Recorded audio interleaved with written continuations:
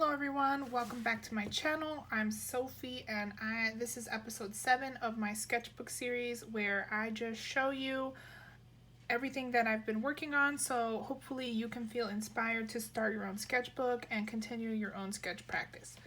In my last video, we talked about the basics of urban sketching. I give you several ideas on how you can do urban sketching at home, at your desk, and going out or even traveling to another country. So today I'm just going to do a flip through of this sketchbook for you because I used all of the ideas, the exercises, and the materials from the last episode to make most of the pages in here. So let's get started. I have marked some pages that aren't urban sketching. This book is almost all urban sketching, but there's a couple pages that aren't. So I'll come back to those later, but for now I'm just going to show you this book that I drew practicing urban sketching with different materials. So on this one, I brought this book. This book was the only thing that I brought when I moved from Seattle to Colorado, and I brought one ballpoint, one line pen, a disposable line pen, and a brush pen. The Pentel Pocket brush pen are fantastic. I don't have one near me right now, but those are also great for filling in blacks. Since then, I started using these Pilot parallel pens to fill in my blacks. I like these a lot better because I can put whatever ink I want in them. You can put whatever ink you want in the Pocket pen too. I have refilled those tons of times, but I just like this system better. And then I had a set of water-soluble colored pencils. So you can get a pencil kind of effect, or you can get brush it out with a water brush and get a watercolor effect. So that's all I brought with me. And I sketched at the airport and during my trip while I was waiting for things. And I got pretty good effects from that. Then this is like my first couple of days in Colorado. Nothing was going on yet. I hadn't started my new job, and so there was this sculpture garden with all these amazing statues. So I just spent a whole day there sketching the different stuff, doing pretty detailed actual drawings of the different sculptures that I saw. And then this is my sister's dogs that I drew that afternoon while I was just hanging out. We had a barbecue that day and I was just sketching their dogs. Again, I use ballpoint for some difficult subjects or more detailed stuff because it's easier to get the values that you want with ballpoint. It's capable of getting the super darks and super light values, and so it's easier to be a little more sketchy, and it's easier to get complicated shapes drawn out with the ballpoint. And then this, I just used that water-soluble pencil to color the dogs in, and I didn't put the extra watercolor, I just left it as pencil effect. But here, this is the logo from the breakfast place that we went to, and I actually colored it in, so that one's watercolor. Me and my sisters have had this bamboo plant since we were in college, and so I was just representing that in my book. This one is not an urban sketch, obviously, but this one is nice. I drew a portrait of my sister. This one I'm using ballpoint and pencil. I drew some flowers that my sister got from her husband that were very gorgeous. I just drew them in line pen.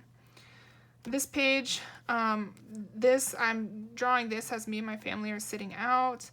And these are from little tidbits from a road trip we took. This one is from a Pinterest reference. I was just practicing my technique for coloring a full picture with my materials that I had, which was only those water-soluble pencils. I'm just practicing right there.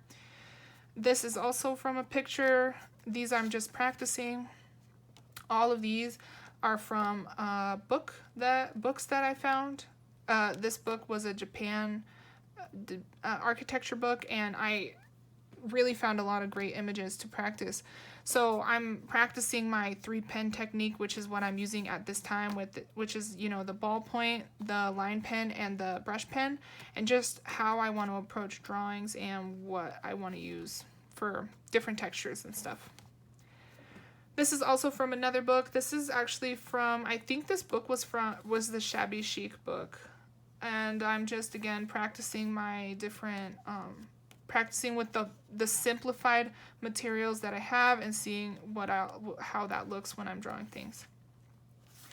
This is a little snip from where I was working at the time. I'm using the watercolor effect of those pencils to, you know, make the colors. This one was another one where I just grabbed a reference photo online and practiced with my techniques. Here, so by this time I got a couple more materials. So now here I'm using a water-soluble pen, and I just drew my purse on, my purse was laying on my blanket, and I thought, you know, all these ruffles and folds would be good to draw. So, and then this is a water-soluble pen. I don't use them very much now, but you can get some awesome effects using water-soluble pens. I will do a whole video on water-soluble materials at one point because I have some really amazing drawings to show you guys, and you can do so much. You can use water-soluble with watercolor, or you can use it just by itself and a water brush to get drawings like this. And this one's not from Life either, but it's using the same technique with water-soluble pen and then watercolor, using water to draw some of that out and make a watercolor effect. This little one, I had a watercolor kit now at this point, and I am sitting there, we're waiting for pizza or something. My family's gonna get something to eat, and I'm just sitting in the car, and they have these cool tractors parked outside, so I decided to draw one while we were waiting. That's just regular pen and watercolor. And then I get into this whole unit where I want to draw inside, and so around this time is where I start doing this, where I start drawing, you know, just whatever is in front of me instead of drawing from reference. So I was hanging out with my mom at her house, and these are some of the things that were on the desk that I'm drawing. I start doing layouts. It's called sketch mapping. That's just what I call it. That's just the method that I, you know, came up with to organize my sketching from life. I'll explain that in a future video. These are little cutouts from the craft supplies that my mom was using. My mom was doing some scrapbooking projects at the time, and I was just sketching in my book, and so I pulled in a couple of her little cutouts and I glued them into my sketchbook. Gluing stuff into your sketchbook, either on a trip or, you know, just from what you're experiencing, is a fantastic way to keep a record of what's going on in your life. Here's my mom's little dog laying on the ground, and I'm, you know, more drawing from life, mapping, drawing from life, gluing stuff in, and I'm just using a disposable pen for all of these. So just a bunch of little sketches. I mean, even stuff that's not that interesting in person can be a very nice drawing. I'm drawing at work. I'm drawing at the restaurants. I mean, you can just draw whatever's on the table. Drawing from restaurants. This is my mom's kitchen at the time. She doesn't live in this house anymore, so all these drawings are super precious now. I think this was... No, it wasn't a holiday. Maybe, I don't know. We were all having a sleepover at my mom's house, and this is my sister and her husband. We were all on the couch doing art. They're coloring, and I'm just sketching everything. Here's all our coats. It was just a super nice, you know, we're watching a movie, and, you know, I'm sketching while we're watching it. My mom's little car, my mom's hallway. These were some restaurant sketches. They had this on the wall at a restaurant that I went to. A sketch while I was waiting for my orthodontist appointment. The chairs, and this is the water container that was on my desk. This is a little window. I got some roses for, I think somebody got me these roses, and they were lovely, and they were right by my window, and I just thought this was gorgeous, so I decided to sketch that scene. A map of my sister's kitchen. A view at my mom's. So this one is actually pencil and pen, and you see I've sprayed it with fixative. Both of these have pencil, and the transfer is very minor. And so these were all from work. We had all these bottles at work, and I was just drawing some of the logos and some of the bottles and experimenting with different compositions and ways to use the several materials that I had. More bottles. So this page isn't quite finished. I just did the line drawings. I was planning on going back and filling in some of the blacks, but I didn't end up going back to it. More bottles. This was an afternoon spent at my sister's house with my mom's dog and my sister's cat, just playing in the yard, and some buildings that my sister had next to her house, and then some of the stuff that was on the table there. So that was all from life. And now this last section, I like the memories in these drawings, and I don't think they turned out bad, and obviously I'm getting the proportions of things right, but I wanted to really practice my technique and find out what I could improve on when I'm just drawing straight from pen. And so here, for the rest of this sketchbook, I drew from books. And I just got books like the ones I showed you at the beginning of this video, and I just practiced different techniques for drawing, and I tried to really figure out what was going on with my style and what I wanted to change. And so I just did a bunch of drawings pretty carefully in the studio when I had time to think about what I was doing, and spend some actual time trying different kind of rendering practices. So this is just a little castle that I drew from a book. This is another little, another nice building that I was trying pen and watercolor. This one I'm trying different ways of shading and drawing trees. Trees are still hard for me.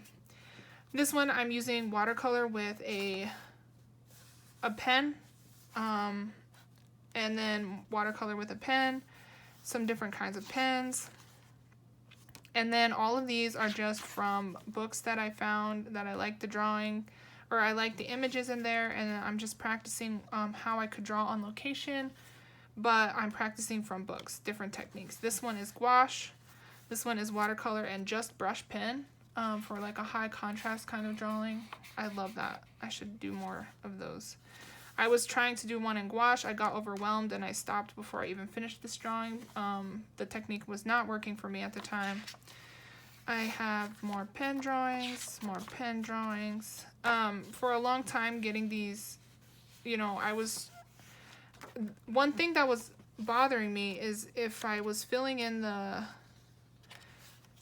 darks with this brush pen, the ink was different than the ink that I had in my regular pen. I can't find an example right here. So this was a lot blacker than the ink that I was using in my disposable pen. And so that's part of the reason as well that I moved to this system where I have a fountain pen as my line pen and the parallel pen as my fill, my black fill, or for really thick lines, is because I can put the same exact ink in both of these two pens and I don't get that weird effect where, I mean, it wouldn't bother everybody. It bothered me. I didn't like it.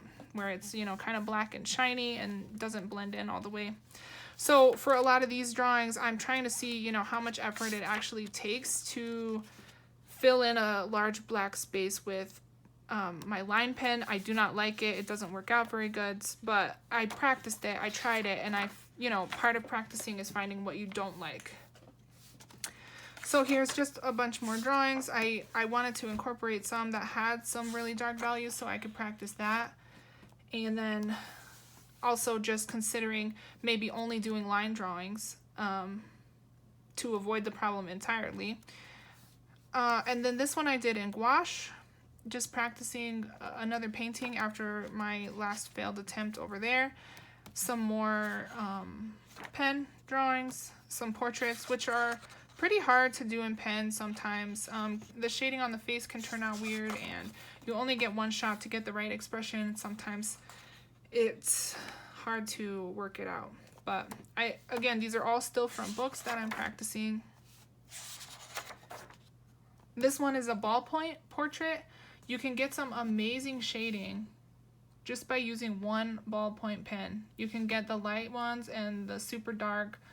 It does take a while, and I don't use it very much because it hurts my hand to do all of this. I have kind of like weak wrists, so more direct methods work better for me than some like something that takes a lot of hand movement to get right and to get perfect. So, but it looks amazing. I would use this a lot more if it wasn't so time consuming and painful for me to do this process, but you can really get some amazing effects with ballpoint. Just some more where I go back to the line pen, some more gouache. This one is actually watercolor. I love how this turns out. The shape the shape of it mostly. Some watercolor. And then we are coming to the end. So I also like to do this a lot in when I'm practicing, is take one material for the actual drawing and then experiment with how other materials can impact the background. So this is just a, gouache painted around my original drawing, and I think I did it after the fact. But I love the effect. It looks really good. And leaving the edge all, unfinished looks awesome. I just like how that one turned out as well. And then some more, this one is like a lot more detailed drawing, trying to get some values with the line pen, both of these. And then that's it. So I hope you all feel very inspired by this little video and ready to go out and get your own supplies, get your own sketchbook, and try to draw the things that you see, or practice from drawing from books so that you can feel comfortable drawing from life. And that's all I have for you today. I will see you all in the next video.